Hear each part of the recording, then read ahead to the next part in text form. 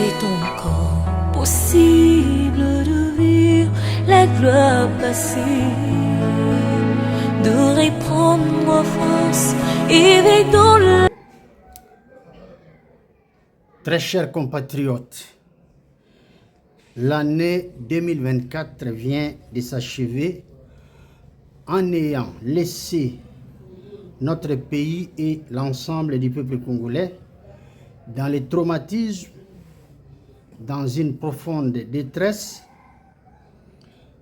dans la misère et dans une calamité politique, sécuritaire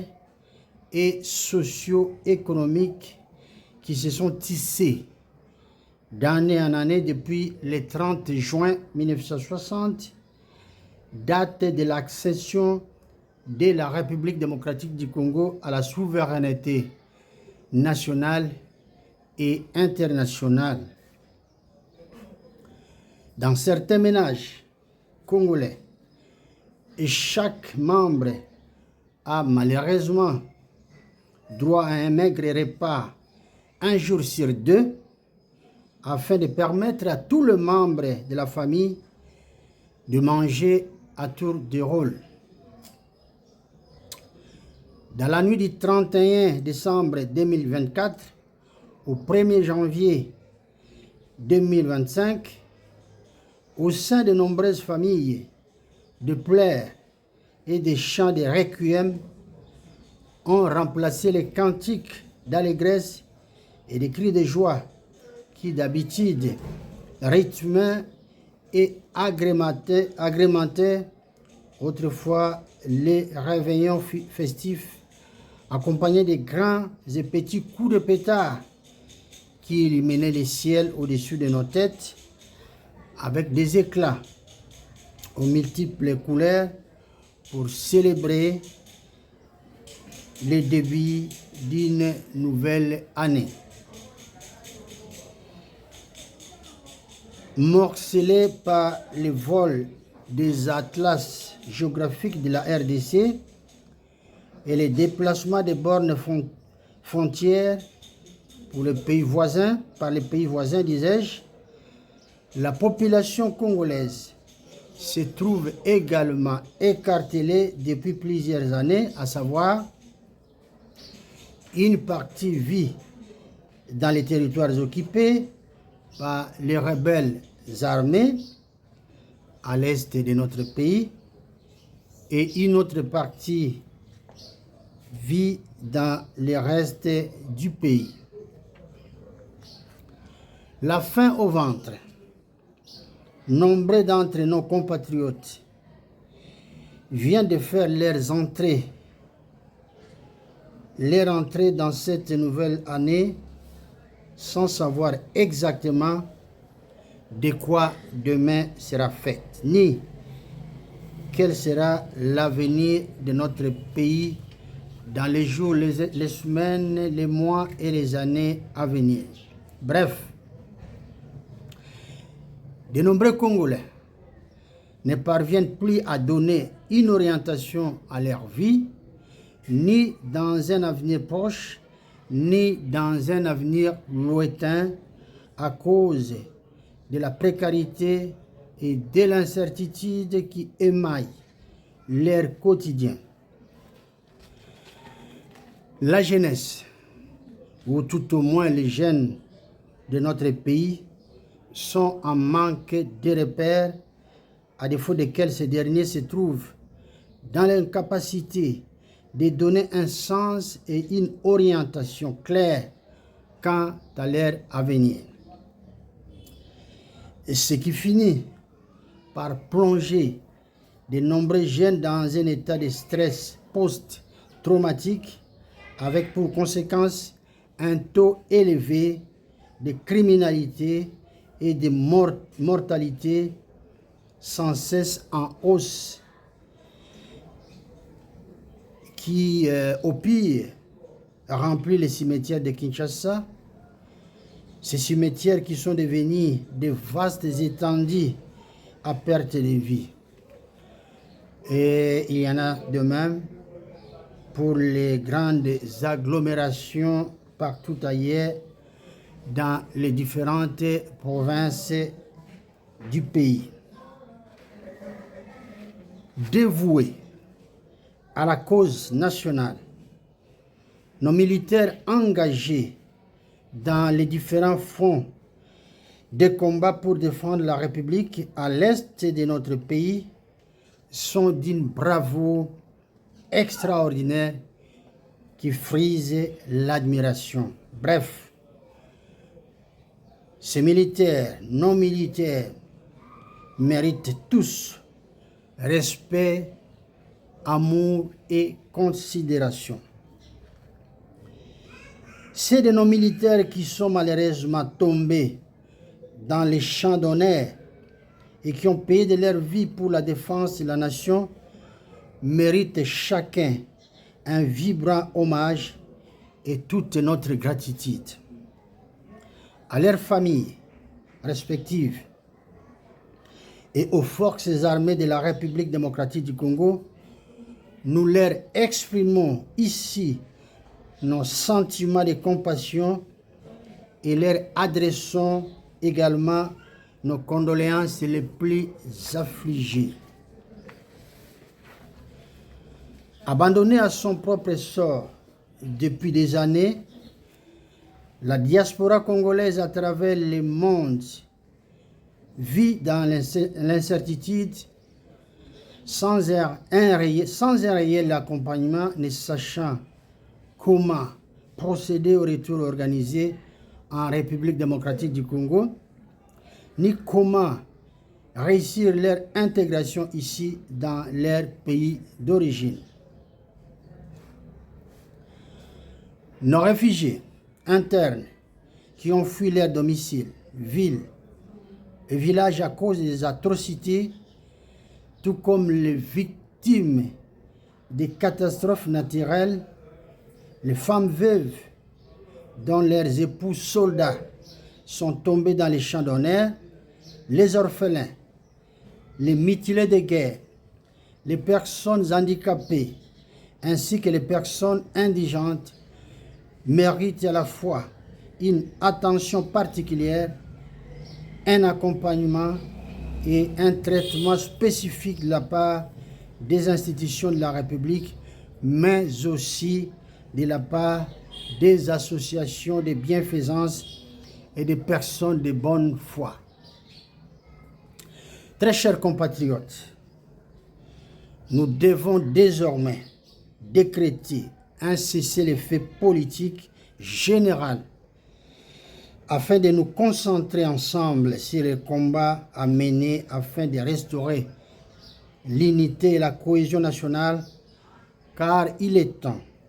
de nous lever, de faire face à l'ennemi au regard de l'étendue du complot international qui menace dangereusement l'intégrité territoriale et l'existence même de la République démocratique du Congo, placée dans le viseur des États-Unis d'Amérique, du bloc occidental et de leurs valets rwandais et ougandais, entre autres, qui tiennent absolument à balkaniser notre pays en ayant mordicus l'intention d'exterminer massivement toute la population congolaise afin de transplanter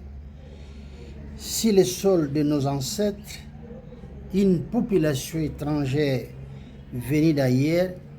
et d'installer l'empire Imatuti sur les cendres de nos cadavres, tel que ce fut le cas pour le peuple amérindien qui fut dépossédé de ses terres vers les années 1840 et 1870, puis décimé par les Américains au même titre que les Hutus du Rwanda qui avaient trouvé refuge sur les sols congolais en 1994 après qu'ils aient été traqués, chassés de leur propre pays par les Tutsis nilotiques, puis pourchassés sur les sols congolais et sauvagement massacrés par l'armée patriotique rwandaise de Paul Kagame, dissimulé derrière l'Alliance des forces démocratiques pour la libération du Congo, le fameux AFDL en sigle, qui conduisait Laurent Désiré Kabila, dont l'assassinat en 2001 demeure à ce jour un mystère caché.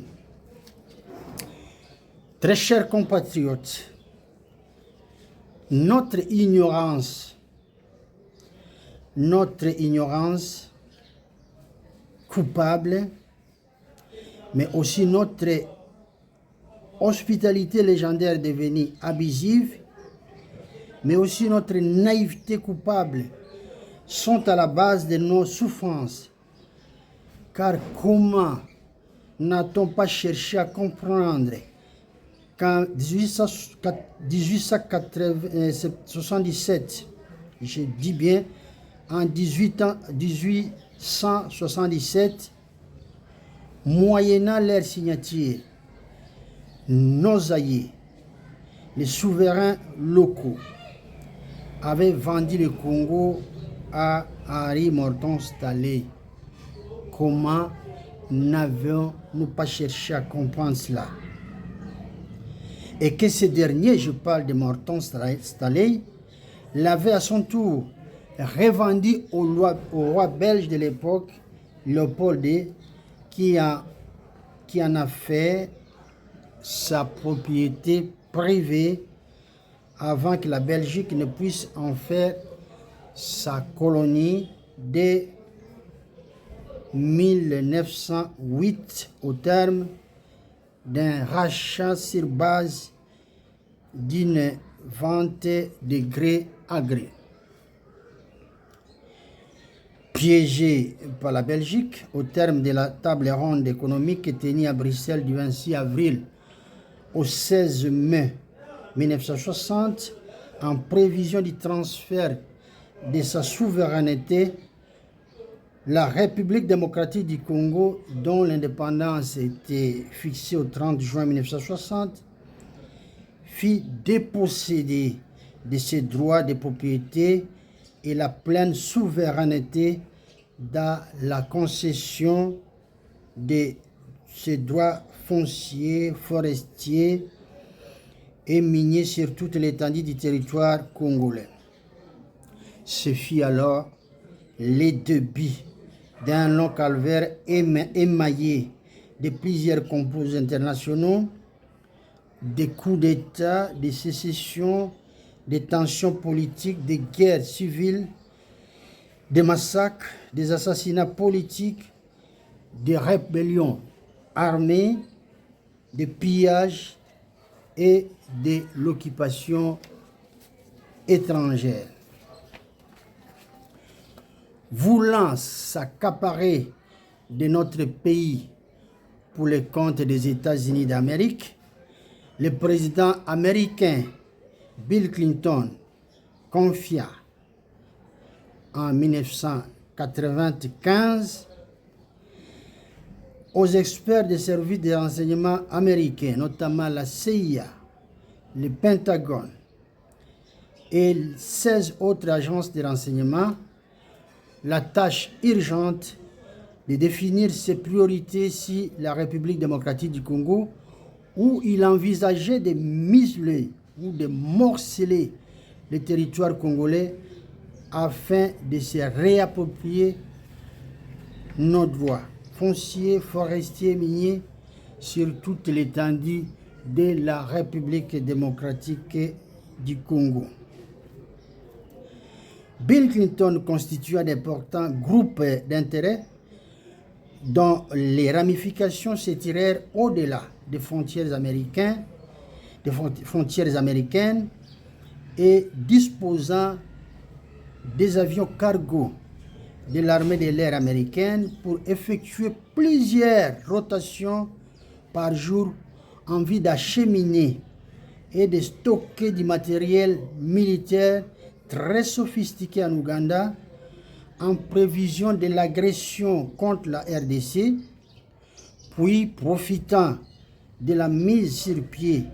des forces multinationales pour le maintien de la paix, je parle de la force multinationale de l'ONU, qui a été mise sur pied pour le maintien de la paix au Rwanda. Les États-Unis, disais-je, achemina également d'énormes quantités d'armes lourdes à Kigali via l'aéroport d'Entebbe, où il procédait au transfert de l'arsenal de la marine américaine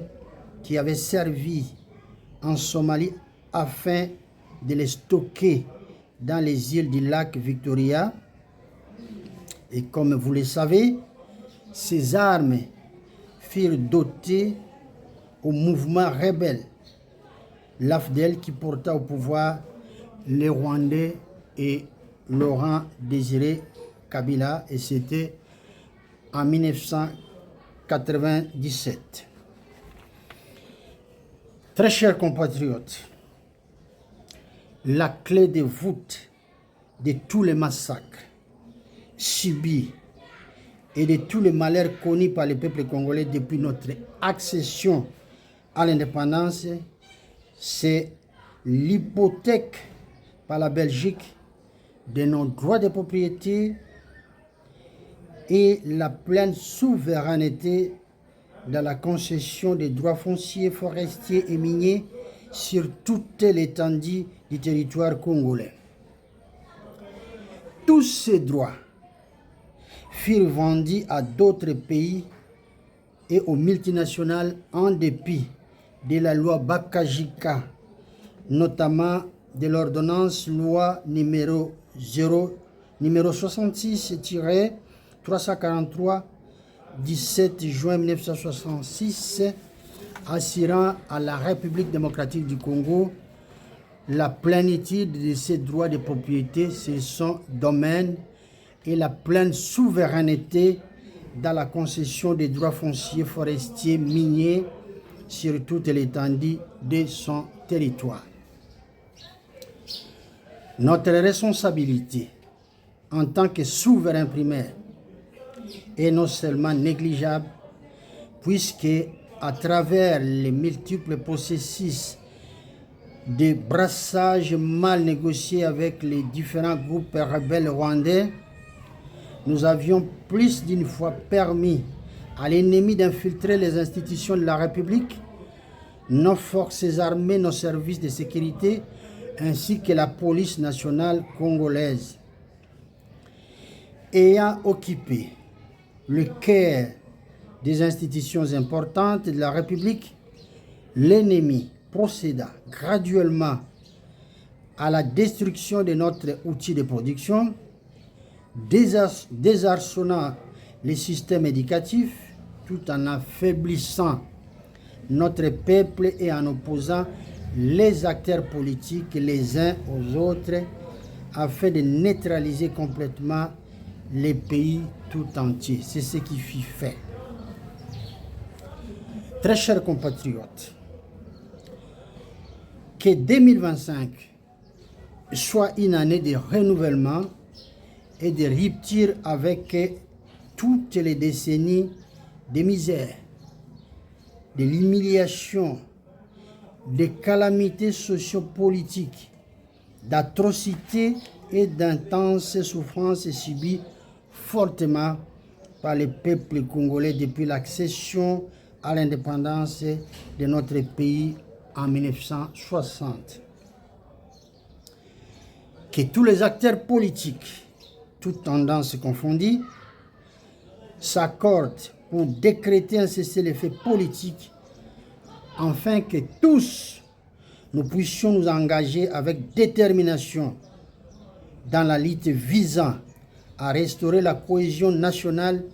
et à recouvrer nos droits de propriété et la pleine souveraineté dans la concession des droits fonciers, forestiers, miniers sur toute l'étendue du territoire congolais afin de libérer nos dirigeants politiques otages des États-Unis d'Amérique, du bloc occidental, parrains des États-Unis, parrains des États voyous et des multinationales sans foi ni loi qui ont des années durant occupé de vastes étendues de notre territoire, massacré plusieurs millions de nos compatriotes et pillé systématiquement les richesses nationales, étant donné qu'aucun pays ne peut reconstruire ou se reconstruire tout en demeurant dans l'esclavagisme. La constitution de notre pays, dans son article 36, étant formelle, le travail est un droit et un devoir sacré pour chaque citoyen congolais. Cette disposition constitutionnelle, qui fait partie des droits économiques, sociaux et culturels, recommande à l'État congolais de garantir les droits au travail, la protection contre le chômage et une rémunération équitable et satisfaisante, assurant aux travailleurs ainsi qu'à sa famille une existence conforme à la dignité humaine. C'est par le travail, en effet, que nous serons en mesure de reconstruire notre pays et de hisser la République démocratique du Congo sur la rampe de compétitivité dans la course vers le développement, la croissance, l'épanouissement et la stabilité, mais aussi pour raviver l'âme vacillante de la République démocratique du Congo, meurtrie par des assauts incessants des troupes rwandaises et alliées, ayant pour la première fois fait irruption sur le sol congolais avec l'entrée de l'AFDL, modifiant la carte géographique initiale de la République démocratique du Congo, après avoir brûlé sciemment toutes les cartes atlas de notre pays en ayant déplacé les bornes frontalières et toutes les limites terrestres, maritimes et lacustres en défaveur de la République démocratique du Congo. Très chers compatriotes congolais, dès à présent, nous devons arrêter de désorienter les débats politiques en mettant de côté des questions essentielles et utiles portant sur la survie de la nation. En effet, le monde au XXIe siècle ayant basculé de la guerre froide à la guerre chaude, la République démocratique du Congo, qui paye un lourd tribut, a besoin de courageux parmi ses fils et ses filles qui soient capables d'amener notre pays à faire valoir à la fois sa vocation de paix et de grandeur, mais aussi son caractère guerrier face à la barbarie et face surtout à une adversité absurde à laquelle nous sommes confrontés. De ce fait, il devient impérieux pour notre pays de se doter de la bombe atomique comme une arme de dissuasion, de défense et d'attaque en cas de menace. Très chers compatriotes, je ne vous souhaite pas une bonne fête, étant donné que le cœur n'y est pas à la fête, puisque notre pays vit sous l'occupation étrangère. Mais je vous présente mes vœux de bonheur, un bonheur auquel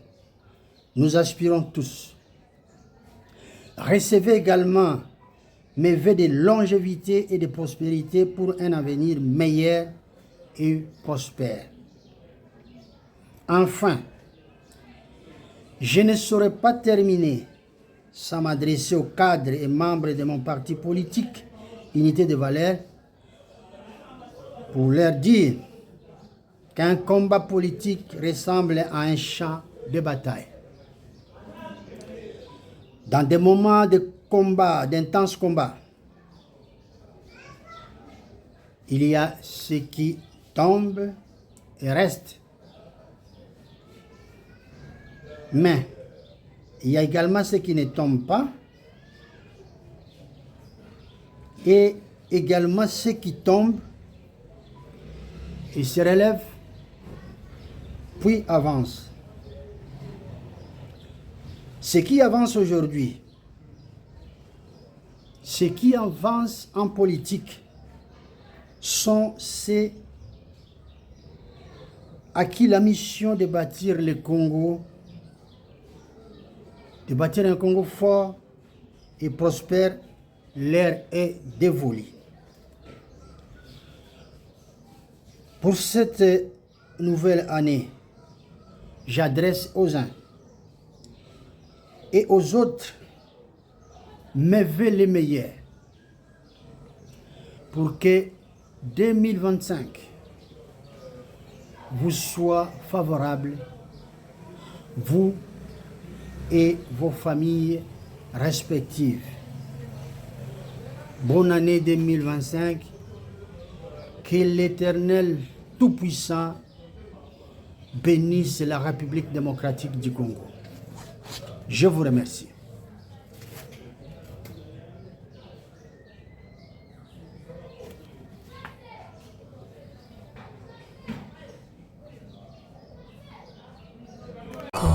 Possible de vivre la gloire passée,